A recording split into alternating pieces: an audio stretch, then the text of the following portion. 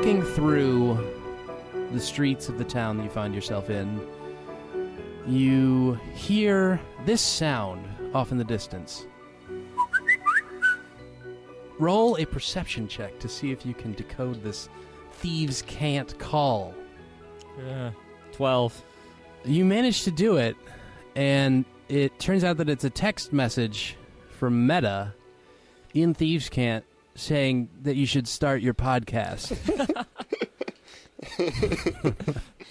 I didn't ping Meta for a Samsung user, but that makes sense. That's where it's at. Welcome to Threshold Sunlight, our D&D 5e podcast. My name is Matt, and I'll be your dungeon master for this adventure. My name is Tom, and I'll be playing Octavius, the level 5 cleric, level 1 rogue, and level 20 douche. Level 20 douche. My name is Mitch, and I'll be playing Amere Filbert. He is the greatest bard that ever did live. He's the greatest bard that ever done live. Dropper of the hat. Speaking of which, last time we stopped recording, you were in Sal's Cask, having gotten a bit drunk with a man by the name of Alton Beige, and then you tried to make a hat appear in the middle of a crowded inn. That did happen. It was dispelled. But subsequently, having passed out in this bar,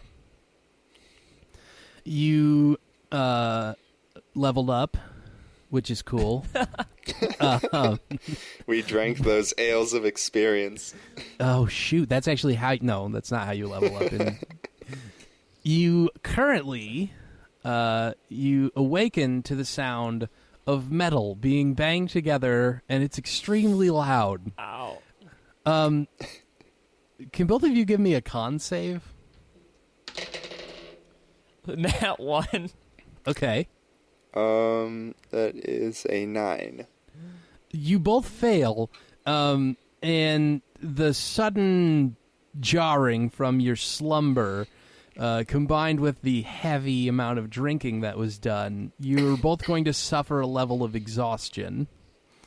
Can you remind me is that just disadvantage on everything? I think it's only disadvantage on ability checks. Yay! I don't need that. And if that is wrong, then someone will tell us, and we'll change it next time.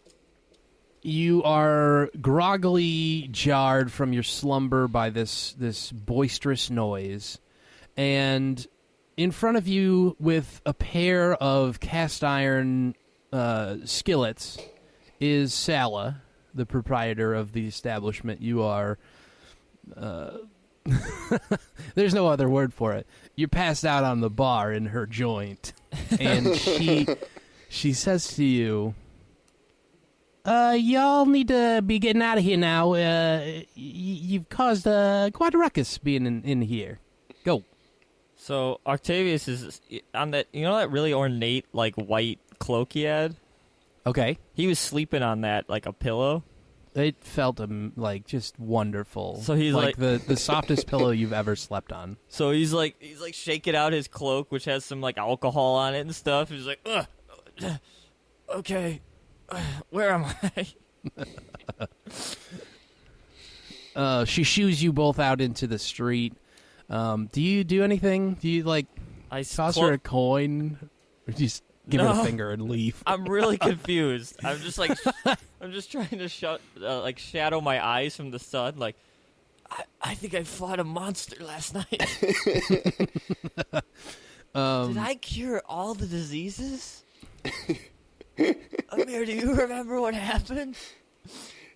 I have no idea what happened. I'm pretty sure we fought a monster and cured all the diseases. And we had some really good food. Just the best food. I'd say it was the best in the city. Oh, man. You find yourself in the middle of the Ipswich Open Marketplace now, under the red fabric covering the massive marketplace. And the shop, the inn behind you, Sal's Cast, has closed, and you hear the sound of locks shuffling around afterwards. So if you'd like to continue shopping, there's plenty of stores that you have yet to visit within the marketplace. That is an option that's open to you. So Octavius is just kind of like covering his eyes and just kind of staggering about. Yeah. That's that's all he's doing right now, waiting for Amere to. I'm going to reach for my bag, and I'm going to be like, Octavius, have you seen my bow? Where's my bow? You had a bow? Did Amere ever have a bow? No, I've Okay. never had a bow. Okay. I was worried that I was hungover for a second. He's like, I need to get a bow. Let's get. One of these stores has a bow, I bet. Amere, you can just play your music and they'll give you free stuff. Give me a perception check, both of you, and that's going to be a disadvantage. Oh God, we're exhausted. That's a 10 for me. That is a 14 for me. All right, that's fine. The two of you stumble over towards an area of the marketplace that looks. There's forges and other such things around. It looks like this is maybe where armor and weapons and other such things are produced and sold. And you come to a building called the Sandy Dagger, and you think, no, perhaps that's not a place where you would find ranged weapons. You go on, and instead of stumbling in there, you make your way to Sure Shot Armory. Above the door of this building, there is a bow carved into wood with an arrow crossing it. And inside, you find a middle-aged human man, rather spindly looking, who is wearing black from head to toe. Is it bright inside? It's darker inside. There's no. Is there there's any no place to windows. sit? The ground. Yeah, Octavius is gonna walk in and sit on the ground and just be like, That's and he's great. like, Amere, get some bows. Get us 2 bows. Amir's man- gonna go to the counter. Okay. The man behind the counter looks at your friend a little warily and then says, "What can I help you with?" I'm looking for a bow. What do you have in stock? As you can see, and he gestures to the walls of the building, both of them are covered with just all sorts of different bows of different designs and whatnot. He says, I have the widest assortment of bows and crossbows within the city. If there's anything that you're looking for, I am sure that I can provide it for you. Just a regular longbow would be fine. Octavius, do you want a longbow? That longbow seems too cumbersome for me to drag around. What about a short bow? Yes, of course. I have a short bow as well. Whatever you need. Do you have any very finely crafted short bows? He raises an eyebrow to you, sort of waiting for you to continue. Like a short bow that would be able to slay, like a sand monitor. I can assure you, sir, that all of my wares are more than sufficient hunting tools. He very pointedly says the word hunting. Okay, I'll take one of those short bows, and I just like gesture just blankly at the wall, like any of that one, the blue one. We'd also need some arrows as well. How much for the arrows? He goes around the store, gathers up a particular long bow and a short bow. They're both carved out of green-looking wood.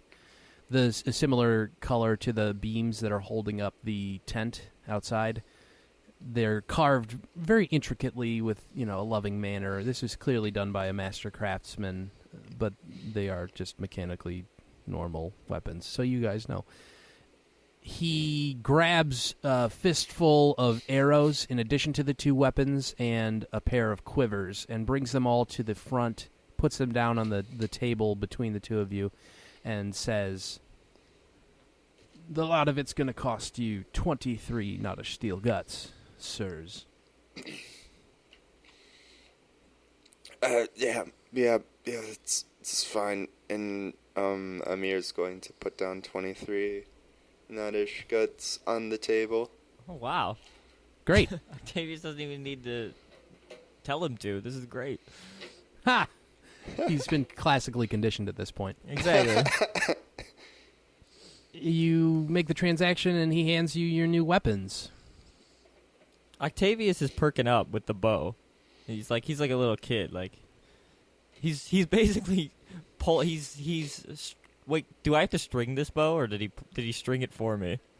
He'll string it for you before he hands them over. Okay. He puts the arrows in the quiver, which, so you guys know, since Nottish steel guts are worth so much more than gold, and I didn't feel like doing complicated math, you have 50 arrows. Sounds right. So he's pulling the bow like in the store, like going like, look, I'm just like the Elvish heroes, and he's just like aiming it at people. Dex save, please. At disadvantage. I think it's against ability checks, not saving throws. Is it against saving throws as well? It's ability checks only. I looked it up. Okay, then not saving throws. I think it's gonna be a 6. Yep.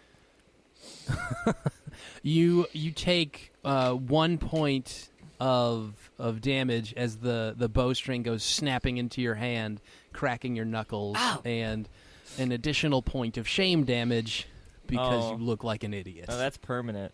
That's permanent damage. Oh. Oh man, that's fantastic. Yes, these are quite formidable weapons. We should be going, Amere. Ow.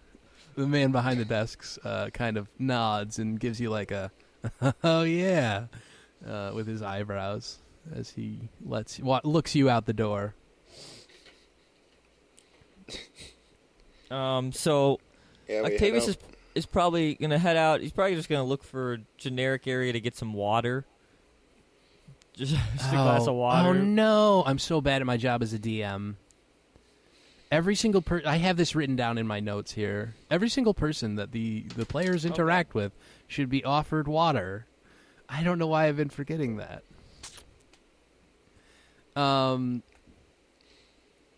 If you're looking for water, you probably don't have to go very far. People seem to just offer it up freely as they're walking around.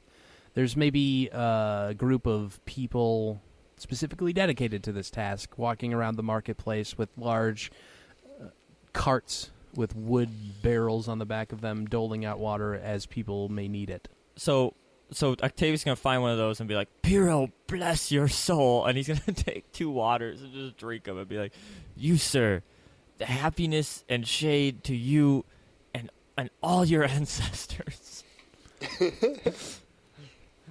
And then he's gonna drink it and he's gonna be like, "Do you know where I can find the nearest armor smith?"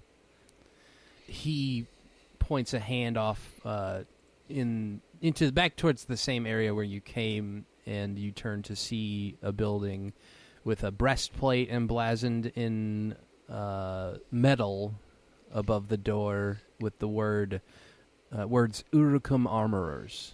Let's go there, Amere. I'm looking Amir for also armor. takes some water. Sure. And then he's sort of stumbling. He's not accustomed to the outside light yet. Amere, I'm looking for some really fine armor. So when we go in here, I need you to play your bracelets. Okay. bracelets? Yeah, put those bracelets on and shake your hands about and make the air sound all nice.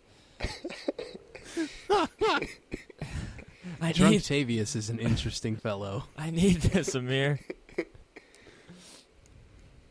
Okay. So I don't know how this is gonna work out, but Octavius is gonna walk in. Okay. And he's gonna walk into the armorer. Behind the large wooden table at the back of the room, you see a human woman. She looks rather young. She has long red hair and fair skin, and she's wearing very thick, sturdy leather garb. And Octavius is gonna go, I present Octavius and Amere, dwellers of the hat, curers of the sand scale, and masters of the bardic air manipulation. And Octavius is going to try to gesture his hands as well as pretend that he's helping. Okay. Amir's looking around in his bag. He finds the bracelets. He's like, there it is. Yes, these. Come on, Amere. Come on. He's gonna try and play them. All right, give me a performance check, It's which a is going to be at disadvantage. disadvantage. Do you want one from fake Octavius? No, that's not Oh, going. He's man. not. You're not going to help him. Thought I might hurt. You can. Yeah, go ahead and give me a performance check at disadvantage if you want. That is a 16. Okay. I got an unnatural one. Okay, I'm gonna reduce his by 2 then, because you made it awful. Yeah. And so that's a 14 performance. The woman behind the table says, "Well, that was very lovely, y'all. What can I help you with?" I need the finest armor in Kuru. I do believe you've come to the right place. That's what I hear. What kind of armor are you looking for? Do you have dragon scale? She looks at you very confused. Like she's never heard of dragon scale armor ever. What's the most expensive armor you have? She looks at you kind of with a raised eyebrow. Lots of people giving you that look today, apparently. She goes kind of a hungover fool just walking through the marketplace. She goes to the back of the shop and comes back to you, bringing out a full set of Nottish steel plate. Oh, that's too heavy. Do you have anything smaller? But in craftsmanship. She looks at you and says, "That sounds about right. I thought as much. You did say the finest, though, and I don't believe there's anything finer than what I've produced here with this. Let me see if I've got something more your size." And she returns to the back, and then comes I go over to back him to and the I go, front. I could wear that, but it would just get in the way of my heroics. She returns from the back, this time carrying just a single breastplate. This one is made out of rope, actually, very similar to the rope breastplate you saw in the Sandstone Guild, though this one is not nearly as ornate. This is much simpler and more purpose-built. Still very finely crafted. She presents it to you and says, "Nottish cord. I don't think there's anything more elegant than this type of breastplate on the strip. This will protect you from just about anything without keeping you weighed down." I'll take it. Mechanically, that's a breastplate. So that's 14 plus your dex modifier at a max of 2. Is that what you're looking for, or are you Sounds looking good. for a different kind of armor? I don't know what clerics wear. I don't know what Is rogues wear for that Is that matter. a medium? It's Yes. medium armor. Yeah, then I can Breastplate. wear it. Sounds great. Okay. So you could eventually get up to half plate, but that confers disadvantage. The breastplate is just 14 plus your dex mod, up to a maximum of 2. Yeah, I don't have She- a she- text mod. No I didn't worries. think so, but you can't wear heavy armor, can you? I'm pretty sure I can't. Do you even lift, bro? No, I don't. Amir does all the heavy lifting. Okay, so how much is that going to cost? It's not going to be cheap, just so you know. I'm not even sure that you will be able to afford this. So she's got this breastplate in her hands, and she's handing it over to you, and she says, I do appreciate that beautiful song you played for me, so this is only going to run you about 100 knotted steel guts. No. Oh, no. Armor's expensive, man. 100 steel guts? Do you know who he is? He is the savior. Nay, he is a hero to this land. I don't believe we've had the pleasure. She puts out a hand very daintily. Do you reach for it and grab it? Yes. Yeah, Yes, oh, wait, we is this both Amir? do. I Either get of on a you. knee. She's reaching it out to she. Okay, I thought you were introducing Octavius, so she's reaching towards him. Yeah, and I genuflect. So I'm on one knee. Like, Okay. Bowing Are you my shaking head. her hand though, or are you just? I'm gently touching it, and I'm also holding my head with the other hand. Okay, she grabs your hand. Give me a strength check. Me? Yeah, you. That's a 1. Oh no! She rolled a 19. So she kind of grabs your hand and wrenches you to your feet. You're very surprised how strong this little woman is. She lifts you to your feet and says, Sasha Tonk, finest armorer in all Kuru. I see that. I have 46 knotted steel guts. I can play you another song. She pauses and considers. Give her a persuasion check to see if you can convince her to go down in price. An 11. The disadvantage is hard. It's very hard. I am sorry. I do wish I could help you out, but if I sell this for less than I can, I won't be able to keep my business open. I'm sure you understand. We could go through the lands and tell other people that it's your armor that allows these heroes to perform their deeds. And I'm going to cast suggestion on her. Okay. She's got to make a wisdom save.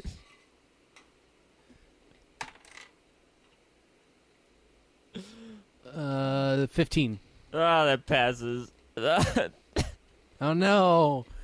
She says, I do think that would be quite lovely, but I am sorry I can't. I simply can't afford to give away my wares. Okay. Does she know that you did that? I don't think so. It's not like detect thoughts. Like, Okay, so it doesn't specifically say the target knows that you've done this and they're super mad.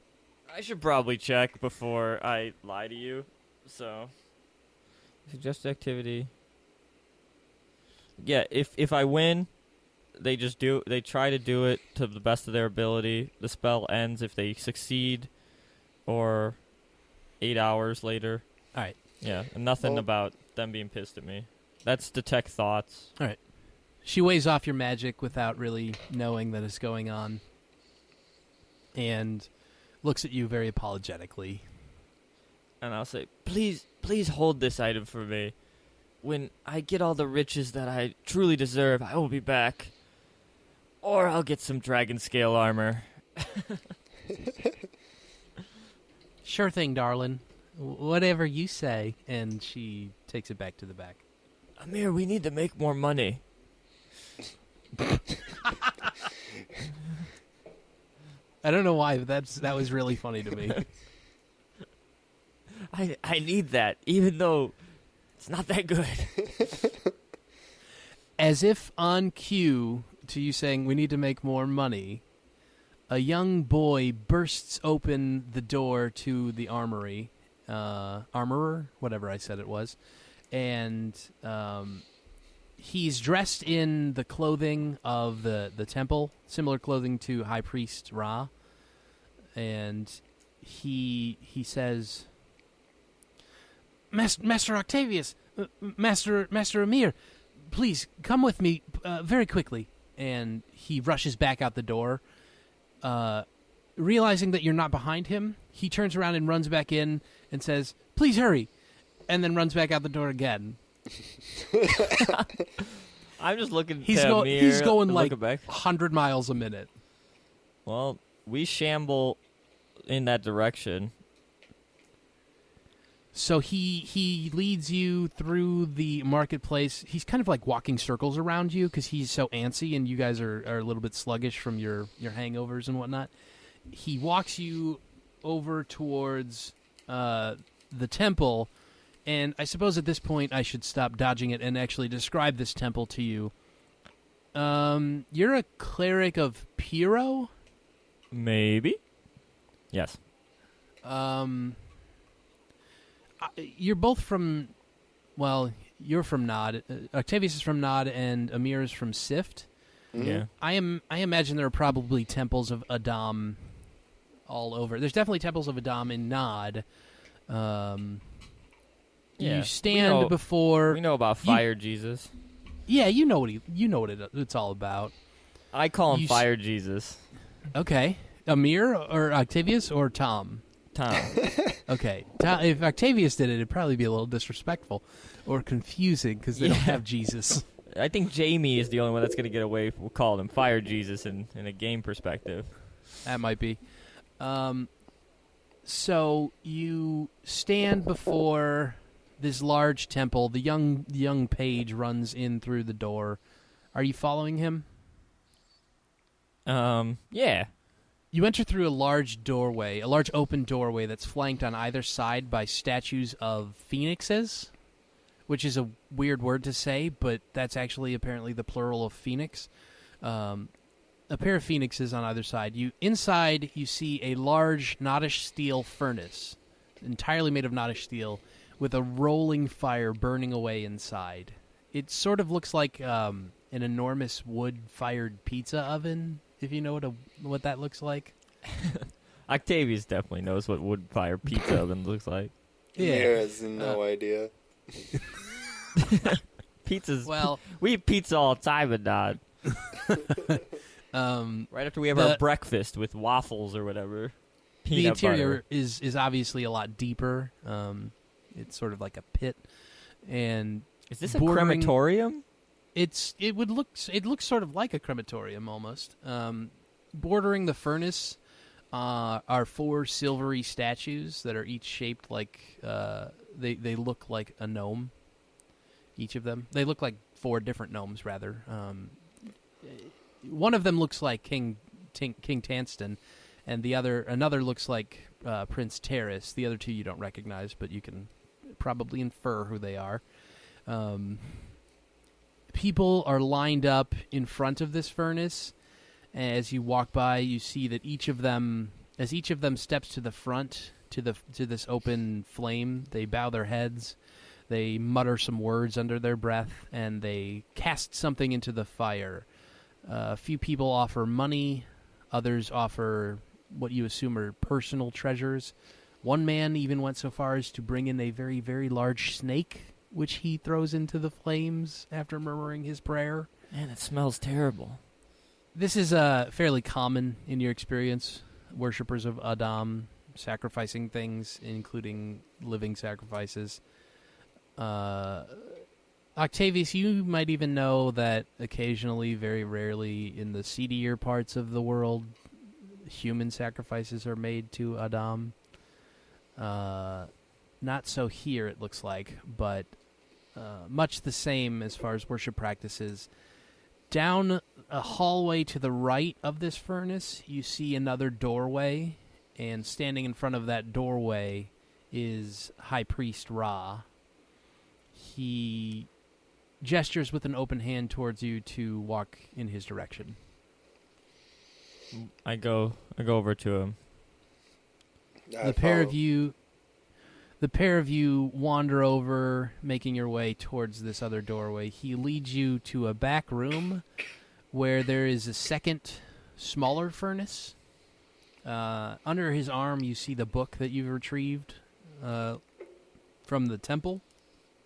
Can I whisper something to him? Sure. I mean, you're not mute? High Priest Ra, do you know of any cure for a bad hangover? You're an expert healer. He says he sits down in front of this furnace, and he says to you, "You could make a prayer to Adam. A sacrifice of something of value to you might be met with reward." I mean no disrespect, but I don't know if my current god, I am a cleric of Piro, would approve of me worshipping another idol. Give me a perception check. That'll be an 8. Okay. You notice as you say Piro, a very quick sneer comes across his face, which he hides very, very quickly. I inflict wounds on him. No, things are gonna get crazy in this temple. Quick, Amere, throw him in the furnace. Oh. So you're asking basically if there's a way he can cure your exhaustion? From a mechanical standpoint, yeah, that's. He's a healer. You know what? Roll a luck save. We'll see if he's got something for you. Is this a disadvantage? It's a save, so no. That's a 9. Sorry, no, that's probably not sufficient. He says to you, I wish that I could help. Perhaps you should simply take it easy for a little while. He sits down in front of this furnace with the book. He opens it up and gestures for the seats across from him for you to sit. He then proceeds to run his finger across the various passages within the book. If you peer at them, they look like nonsense and gibberish, but he seems to be reading them somehow. And he says, "You've done very well to return this artifact. It is of significant importance and has provided invaluable information about this desert scale. It is an ancient disease spread to those who fall out of favor with Adam. You see, the fire within burns so hot because they do not offer enough to quench the fires without.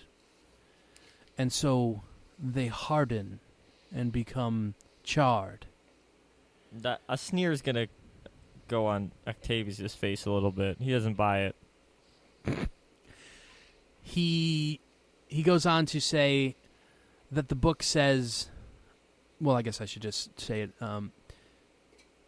He goes on to say, "The only way that we can heal these victims is through rebirth. There is a spear, Adam's great spear, lost in the deserts. You must recover it, and we must pierce the hearts of these poor people. Reborn they will be in the fires of Adam, returned to their health."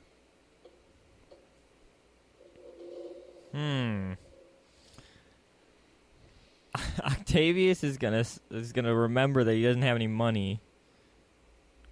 and how did he do this? No, he's just gonna brazenly be like, we will do this if we are recompensed. He waves his hands, like dismissing you entirely. Yes, whatever you need. Anything. Where's the last note of this spear? I've only vaguely heard of it, and I thought it was a myth.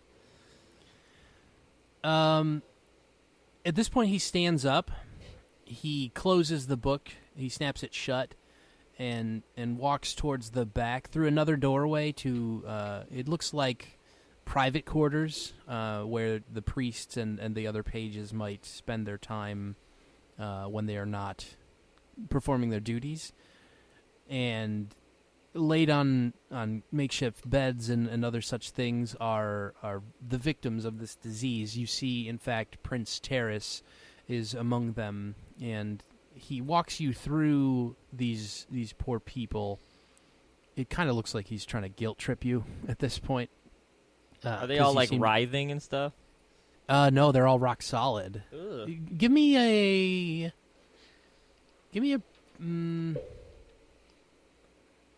Let's do a nature check. This might be my highest one of the day. 18. With an 18,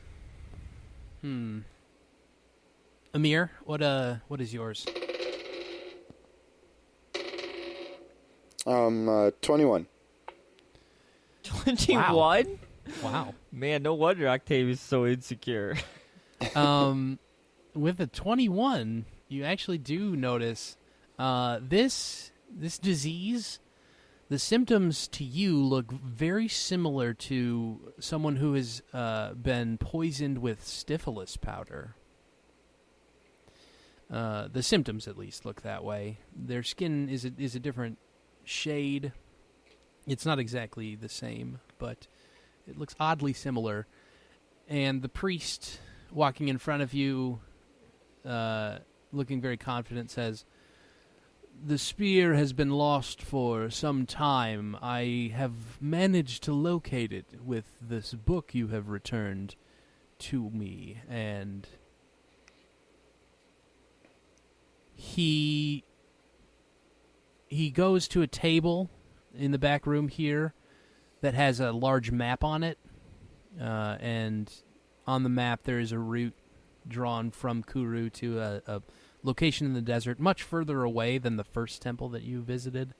And he rolls that up and hands it to whomever is in front and says, "You should go very quickly.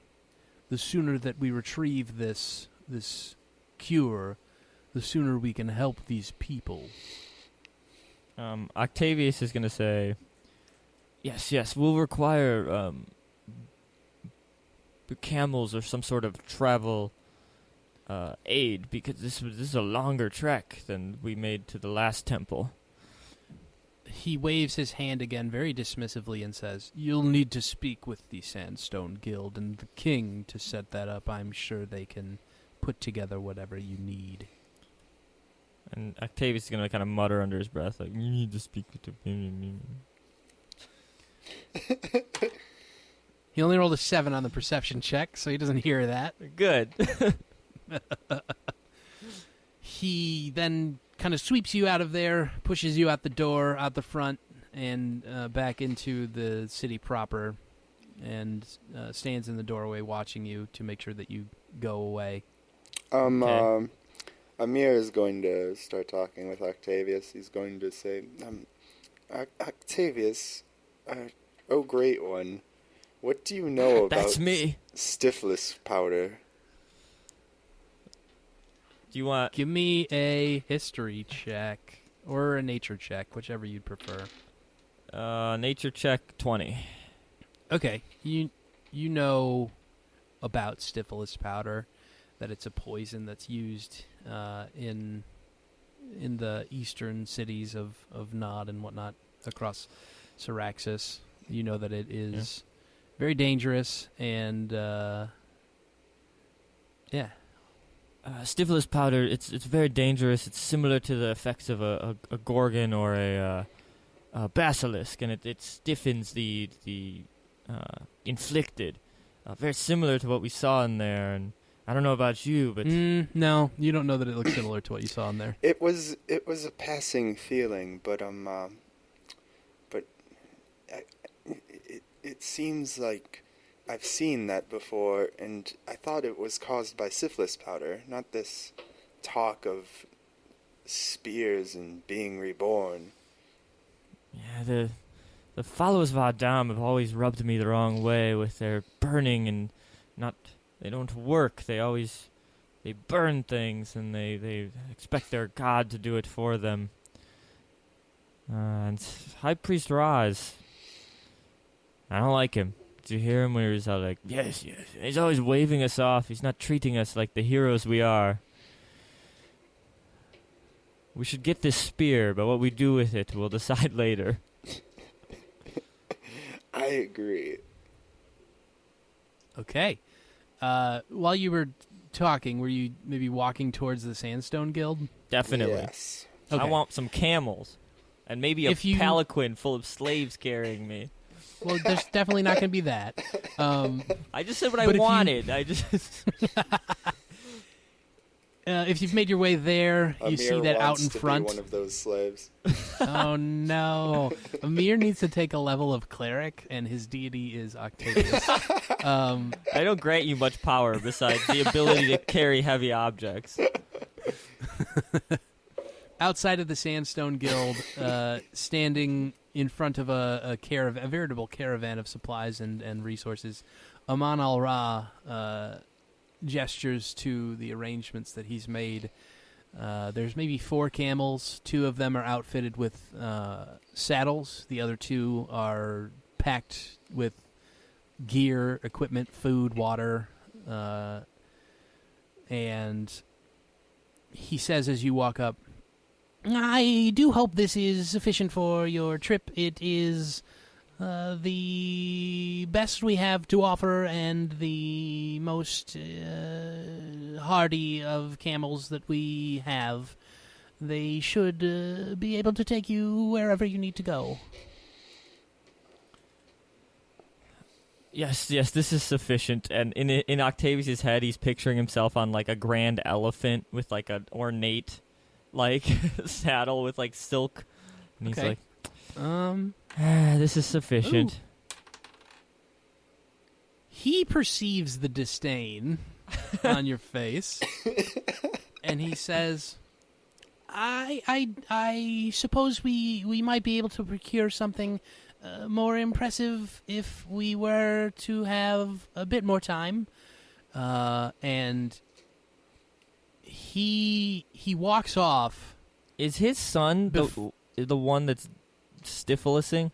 No, that's the prince. You're speaking to the guildmaster of the Sandstone Guild. Okay, but Prince Terrace is the son of Tanston Turin, the king of Kuru. Can I make an insight check to how douchey it would be to wait? The only person who seems in your interactions today who seemed very impatient were, I guess, the page boy and High Priest Ra. Then everyone else is a little bit like, you don't need to go right now. Okay, then we're Octavius is gonna say, yes, Amere really needs to rest. He partied too hard last night, so we're going to wait so that he can be back on his feet. He turns around as he's walking off, realizing that he's sort of just like interrupted what he was talking and not really, finished his thought. He says, "Yes, please return to your accommodations. We will get you." And he pauses and thinks for a moment. Yes, something wonderful. It will be perfect. Exactly what you will need. Am I really gonna get an elephant? Maybe. That'd be so fun. We're going to find out in the next episode. Oh, no. Oh, no. I want Uh, Shmaratio, my elephant buddy. oh, no. Actually, I have a file here on my computer that is called Creatures of Syraxian Deserts. And under the beasts, there is something called a desert elephant. That is what I want to ride. Or a sand there's also- monitor. Oh, no, that would murder you. There's also giant scorpions. Should I give you one of those as a mount? Octavius is kind of too much of a wuss to ride one of those. We'll figure it out. You guys are going to get some cool mounts for the next game. Amere might ride a giant scorpion, though. He's a brave little fella. Let's go to questions, comments, and other such things. How'd you feel? Hungover. Yeah. I felt I rolled so many ones. Like, I'm sorry. I had like 18, 16s, and then the second die on the disadvantage was always a 1. I only So rolled Steven- good on the nature check. That was probably the most important check in the whole game. You may see why later. We'll come to know more about that as we continue playing. I like the intrigue of, like, there's obviously something more going on, and it reminds me of, I don't remember which season, but when they went to the temple and all the demons popped out in Threshold. Oh, yeah, the devils? The devils. The demon devils. No, the devils. Like, And they appeared in it was in it was a Nod, I think. Marenton, wasn't it? I think it was in Marenton. I don't remember. We're so bad. Good. That's sort of what I was hoping to establish. The disadvantage made that difficult. I thought you guys were going to roll much higher, so I set the DCs for insights and whatnot to be very Well, the very thing high. is, like, I have, like, knowledge clerics get huge bonuses, so I have +7s, +10s, stuff like that, Right. and I'm I was rolling. very I'm rolling worried ones. about them. I had one, I had so many ones, so I don't know. Oh, I so that wasn't makes too up for worried. last episode when you rolled like 10 20s in a row or whatever. Well, that's why we got to party with whatever, Mr. Beige. Alton Beige. So if you watched an afterwards, one of the recent ones, Steven talked about how he doesn't like putting breakfast in their games because it's a scene that doesn't add anything. Mm-hmm. I feel like that is going to be similar to the drunken role play, which is why I conferred the exhaustion on you to really sort of punish it. It needs to be something that you guys do very seldomly in celebrations, and I think you really felt the exhaustion this time. Yeah, there was really no Yeah. good. That wasn't a good idea to get drunk as a hero. Like, I don't know why. I mean, we did it because we're kind of sure of ourselves, but Yeah, I don't know. it should be. I think it's good. I like it. It worked out nicely. Any other questions, comments? I wish I could have bought the armor. Yeah, armor's expensive. You'll probably get a lot of gold. I'm sorry, some plutonium or Nottish steel guts for returning with this spear. We'll see. Is the spear You on the might wiki? just be outfitted. Is the spear one of the things on the wiki? No, I haven't put that up there yet. Okay. There's some crazy Adam stuff on the wiki I didn't remember. Don't look at it. I guess you can because you're a history or you're a knowledge cleric, but this might not actually be something that belongs to a Dom. We'll see. Who knows? Other than that, thank you all very much for listening. If you enjoyed this episode, please make sure you check out the D6 Mafia. Go to d6mafia.com or youtube.com/the D6 Mafia. Check out the original Threshold series that established this fantastic universe that we play in. They're really awesome. Yeah, they're about to they probably just finished their first arc of this season. This episode is going to air on Who knows? the 15th of October. So yeah, they should be done with Homecoming. So hopefully that was awesome. I know. I talked to Steven. We did some planning, and I know it's coming because DMs don't get to. I'm very excited about it. I'm very excited. Make sure you all check it out. It's going to be awesome. As far as Threshold, Moonlight, Sunlight, all that stuff, we're always available on all the normal internet places, so you can check us out on Twitter at StudioLT3 or on Facebook.com/StudioLT3. You can email us at contact@StudioLT3. StudioLT3.com is where we post all the updates. The podcast provider change went out without a hitch, so Well, went through with one hitch that is now we didn't corrected. do anything wrong. Podbean, they left us high and dry, man. Only for like 4 hours. And yeah, We should do a giveaway soon. We probably will. It's been a while. Make sure you go to StudioLT3.com to check that out for updates and other such things. We'll tweet out anything that we decide to do. And then we're also on Reddit, so... Oh, yeah, go there. That's a good place to announce it, too. Reddit.com. I don't know how to announce subreddits. I guess I should just say r/. /r/DND threshold. D&D threshold. And we're also active in like the D&D Next and all those subreddits. I'm always reading those. It's a fun place. That's everything. Other than that, thank you all very much for listening, and we will see you next week. Shade and happiness to all of you.